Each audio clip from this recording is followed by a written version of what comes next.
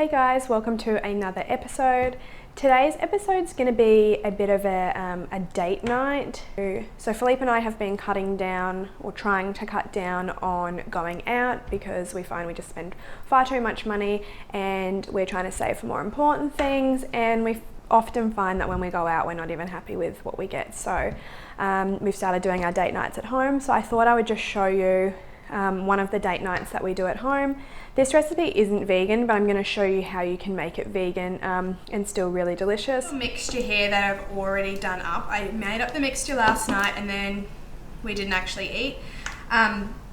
So this has one whole spring onion, 3 cloves of garlic, and 1 little packet of frozen spinach. So you can get these really good little packets of spinach and kale just at Coles or Woolies.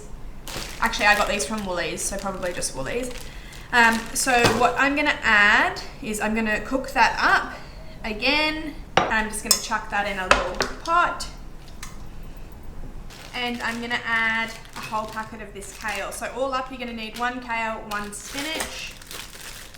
So that's that. Now that I've added some more kale, I'm gonna add 1 more clove of garlic. So altogether we've got 4 cloves of garlic, 1 spring onion, 1 packet of kale, and 1 packet of spinach in here. We're just gonna squeeze 1 whole lemon in there as well, and a crack of salt, and that's your mixture done.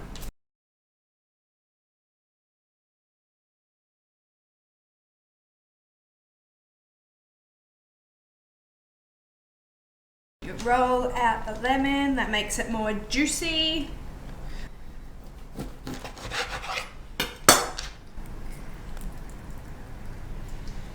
So we're just going to heat that up until it's all sauteed and defrosted and all of that jazz. Taste it and it's good to go.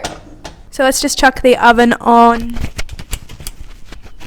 200 degrees, fan forced. Okay, so we are just going to assemble our little cigars now. So this is the filo pastry that I'm using. It is vegan. I start off with a little bit of butter. I use Nuttalex, that one's vegan, so if you wanted the vegan version you can do that. And I'm just gonna really gently kind of smooth it out, trying not to break it, just randomly.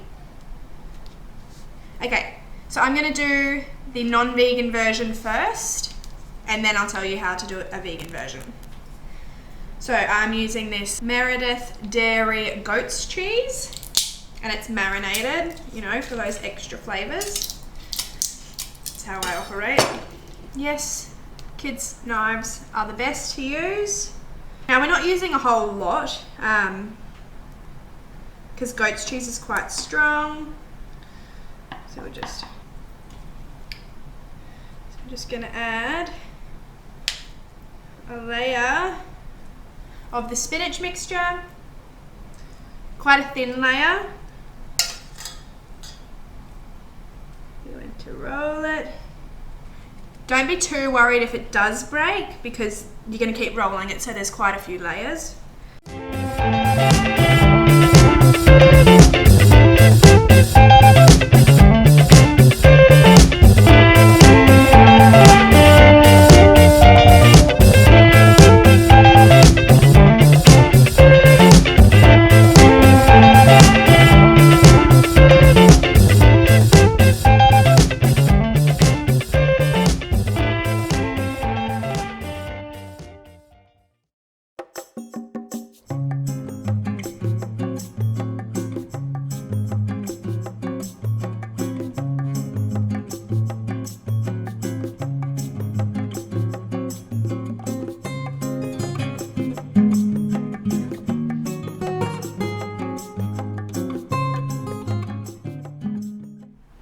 So now that the salad's done, we are going to make a sauce. Our pastries are still in the oven. They're taking a bit longer, so probably all up they're going to take about 15 minutes. So now we're going to do a sauce, and we're going to do a spicy Romesco. Usually I would roast the capsicum in the oven until it got really, really soft. and then I would blitz it up to make the sauce. But because today I wanted this meal to be less than 30 minutes, I've just bought the jar. Sometimes we have to go for convenience over quality, I guess. I like doing things the long way because I really enjoy cooking, but I thought I would show you how you can do things quicker and still have the same results.